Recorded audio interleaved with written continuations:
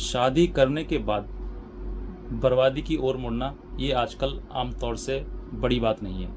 एक शादी अच्छे से चलना और उस शादी के बाद शादी की बातें सब बिगड़ जाना, रिश्ता पूरा ख़राब हो जाना, ये कोई मजाक बात नहीं है, बड़ी बात नहीं है। आज के टाइम में शादी होने के बाद तुरंत ही कहीं ना कहीं मुकदमेबाजी शुरू हो जाती है, थाने कोर्ट कचहरी शुरू हो जाते हैं और जिनका परिणाम अंततः तलाक ही होता है। अब आज मैं आपको ये बताऊंगा क्योंकि जब ये चीज़ें जब बिगड़ती हैं, जब परेशानी आती है सामने, तो कहीं ना कहीं आपके जहन में एक चीज़ आती है कि भाई इस चीज़ को ख़त्म किया जाए और इस रिश्ते को ख़त्म करने के बाद जो है आप नई शादी करें। नई शादी करने के लिए क्योंकि अब आप कहीं ना कहीं पहले से मतलब पहली शादी से जुड़े हुए हैं, पहले आप शादी हो चुकी है, आप दूसरी शादी करने की सोच रहे हैं या फिर कहीं ना कहीं आपके मन में तलाक का ख्याल आ रहा है कि तलाक लिया जाए। तो आज मैं आपको वही चीज़ बताऊंगा कि अगर आप सेकंड मैरिज बिना तलाक के करना चाहते हैं तो आपको कितनी परेशानी आएगी, फंसोगे या नहीं फंसोगे, होगा क्या, ठीक है। सब कुछ पूरा एक एक बात में आज आपको सेकंड मैरिज के बारे में बताता हूँ।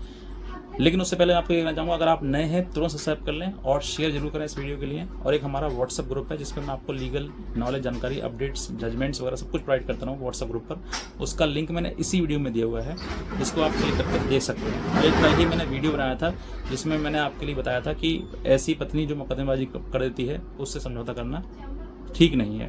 वो क्यों नहीं है, वो उसका वीडियो भी मैंने इसी वीडियो में दिया हुआ है। इसी वीडियो के नीचे लिंक दिया हुआ है डिस्क्रिप्शन में, उसको आप क्लिक करके वॉच कर सकते हैं और पूरी जानकारी ले सकते हैं। चलिए बात करते हैं। देखिए, सबसे पहली बात, आपने फर्स्ट मैरिज कर लिया। फर्स्ट मैरिज करने के बाद अब अगर आप सेकंड मैरिज करना चाहते हैं तो दो ही रास्ते हैं इसके, दो क्या तीन मान लीजिए। पहला क्या है, देखिए शादी करना दूसरी अपराध नहीं है। अब आप कहोगे सब अपराध क्यों नहीं है?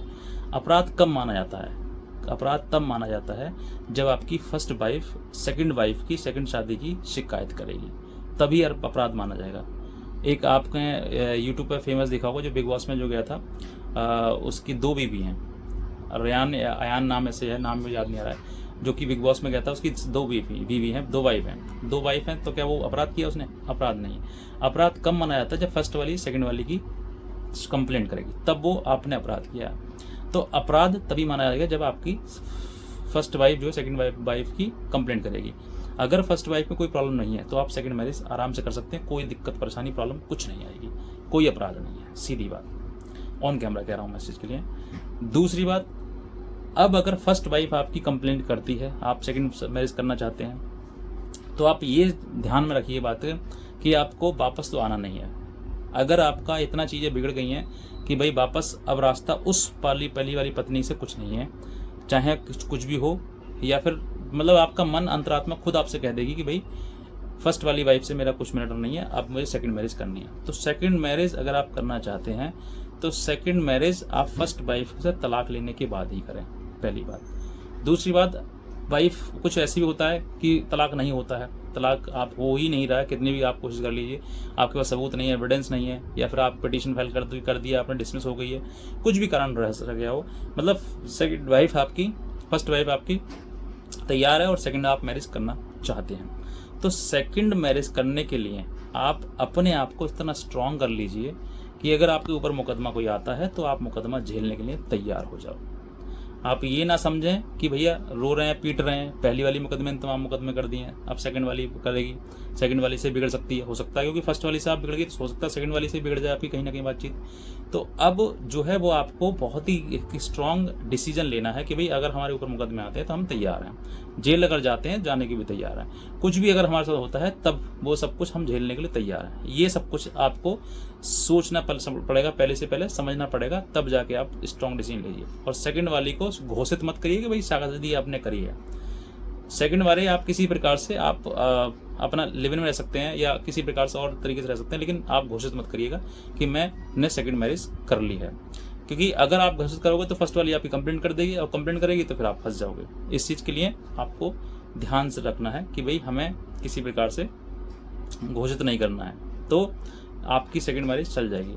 अब सेकंड मैरिज भी करते हैं आप और सेकंड मैरिज से भी आपकी बिगड़ जाती है, हो सकता है, क्योंकि ऐसी कई केसेस हुए हैं, फर्स्ट किया बिगड़ गई, सेकंड किया फिर भी बिगड़ गई।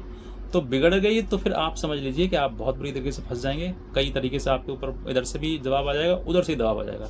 तो कहीं ना कहीं उन सब चीज़ों को, दबाव को आपको झेलने का प्रेशर, उस जो कहते हैं ना एक तापमान, जो हीट आएगा आपके पास आएगा, प्रेशर आएगा, उस प्रेशर को झेलने का भी दम आपके अंदर होना चाहिए। ये नहीं कि अब तो भैया फांसी पे लटक जाओ, ख़त्म करो, दी एंड करो ज़िंदगी को, तो ऐसा नहीं।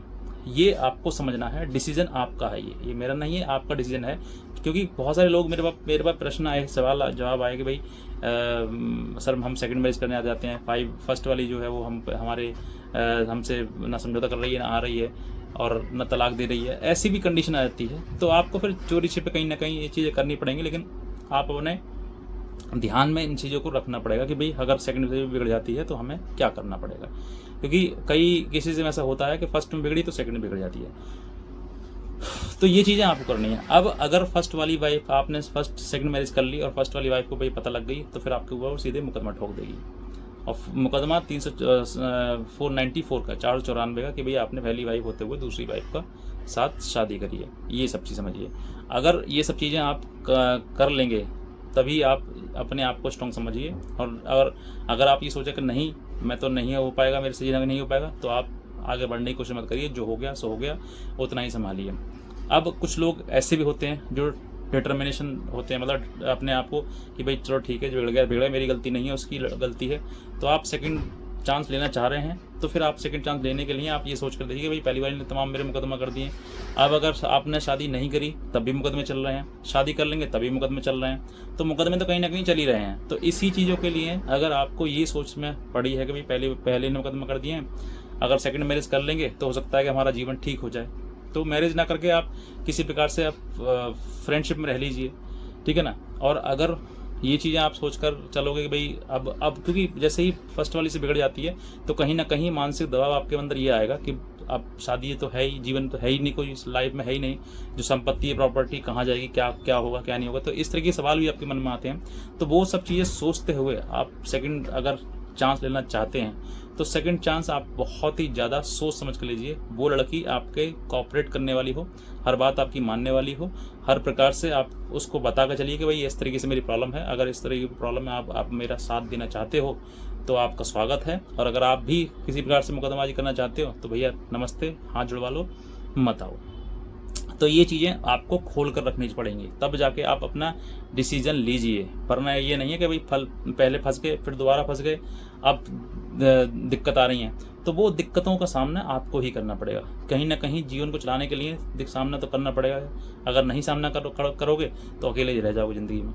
तो ये सब चीज़ें आपको चलानी है। परिवार कैसे तरह की चलाना है आगे आपको ही, कहते हैं ना, एक बेटे के कंधे पर वो भार होता है जो आपको वंश चलाना होता है अपना। अब अगर वंश चलाओगे अपना तो कहीं ना कहीं दिक्कतें, मुसीबतें ये तो आपको फेस करनी ही पड़ेंगी। अगर आप नहीं करोगे तो फिर जीवन में आपके होगा नहीं कोई, आप अकेले ही रह जाएंगे। ना परिवार, ना घर, ना दुकान, कुछ नहीं आपके पास होगा, आप अकेले रह जाएंगे। और अकेले जीवन आपका किस तरीके से कटेगा आप सोच कर देख लीजिए। एक परेशानी तो आपको कहीं ना कहीं झेलनी पड़ेगी, चाहे मुकदमा चाहे अकेलापन। अगर अकेलापन झेलना चाहोगे तो फिर आप जीवन झेलिए, जीवन भर झेलिए। और अगर मुकदमे झेलने पाओगे तो कुछ दिनों के तक झेलोगे, उसके बाद कोई ना कोई आपकी लाइफ में पार्टनर कोई आ ही जाएगा, तो आप एड ऑन हो जाओगे और उसके बाद आगे जीवन आपका चल पड़ेगा। अब रही बात मुकदमेबाजी की, तो मुकदमे की कोई लिमिट नहीं, कोई सीमा नहीं, आप जीवन चला खत्म हो जाएगा, मुकदमा खत्म नहीं हो पाएगा, कहीं ना कहीं चलते रहेंगे। तो बस इतने कह जाऊँगा। अगर आप नए हैं तुरंत सब्सक्राइब करिएगा और ज़रूर सीख लीजिए इस वीडियो से कि आपको करना क्या है। और नए हैं सब्सक्राइब कर लीजिए। और एक हमारा व्हाट्सअप ग्रुप है जिसका लिंक मैंने इसी वीडियो में दिया हुआ है, उसको आप क्लिक करके वॉच कर लीजिए और उसको फॉलो कर लीजिए। भविष्य में आने वाले टाइम में आपको डेट ऑफ जजमेंट्स वगैरह अपडेट मिलती रहेगी। इतने कह जाऊँगा। आज का वीडियो देखने से बहुत धन्यवाद।